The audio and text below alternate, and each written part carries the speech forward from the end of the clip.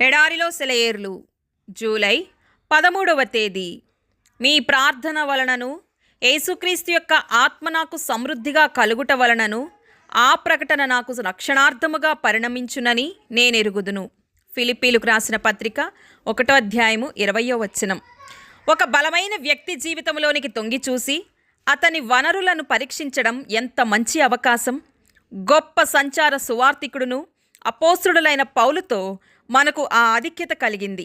ఆయన తన వనరులలో కొంత భాగం ఇతరుల ప్రార్థనల్లో ఉన్నట్టు కనుగొన్నాడు. కాబట్టి ఒక తలాంతు కలిగిన వ్యక్తి 10 తలాంతులున్న వ్యక్తికి అదృశ్య రూపకంగా సహాయం చేయడం మనం చూస్తాం. విశ్వాసులు ప్రార్థించవలసిన అవసరం ఏర్పడిన సందర్భం ఏమిటి? పౌలు బంధకాల్లో ఉన్నాడు. దేవుని రాజ్యం కొరకు ఉత్సాహభరితమైన సాహసయాత్రలు చేస్తూ అనేకమైన ప్రాంతాలు సంచరించాడు.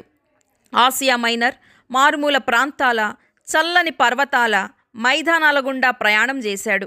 ఈ దేవుని దివిటీవాడు వెలుగు రాజ్యం కొరకు ఉత్తేజకరమైన మంటలు వెలిగించాడు. ఇప్పుడు గొప్ప సువార్థికుడైన పౌలు బంధించబడ్డాడు. అతని దీపం ఆరిపోవడానికి సిద్ధంగా ఉంది. పౌలుకు మాత్రమే కాదు, అతని వంటి వారికి శారీరక బంధకాలు ఆత్మను స్తంభింపచేయలేవు.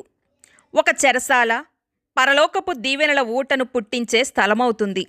అతని సంకెళ్ళు అతని విశ్వాసానికి రుజువు, ఉన్నతమైన స్వేచ్ఛకు సాక్ష్యం.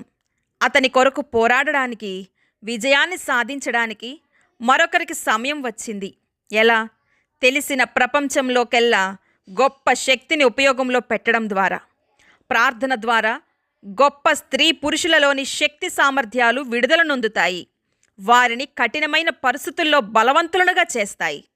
ఒక వ్యక్తి మిషనరీలతో కలిసి ఇతర దేశాలలోని పరిచర్య ప్రాంతాల్లో ప్రయాణం చేయవచ్చు మరియు భయంకరమైన పనుల మధ్యలో వారి హృదయపు భారాన్ని తగ్గించడానికి సహాయం చేయవచ్చు. ఒక బోధకుడు ప్రసంగించడానికి నిలబడినప్పుడు అతనికి ఒక సహచరుడు కావాలి. అతను జీవవాక్యాన్ని ప్రకటిస్తున్నప్పుడు అతని వనరులు వర్ధిల్లవలసిన అవసరం ఉంది. అవును, ప్రార్థన కూటమిలో విజయాలు సాధించిన వారు అనేకులు ఉన్నారు. ఈ విధంగానే ఒనేసిము పౌలుతో భాగస్వామి అయ్యాడు. అకుల అపోల్లోతో కలిశాడు. జీవపు యుద్ధ క్షేత్రంలో ఏ గొప్ప రాజ్యపు యోధునితోనైనా ఒక క్రైస్తవుడు భాగం కావచ్చు.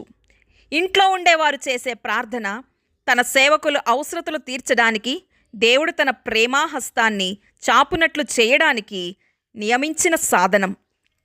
ఆ దినాన ప్రయాసపడ్డవానికి విశ్రాంతి, దుఃఖపడ్డవారికి సంతోషం దొరికింది. ఎలా అని ఆశ్చర్యపోతున్నారా? పొలం దున్నే వ్యక్తి తన పని చేస్తూ పాడుతూ, ప్రభువా ఇప్పుడే వారికి సహాయం చెయ్యి అని ప్రార్థించాడు. దేవుడి మాటలను దీవించునుగాక. ఆమెన్.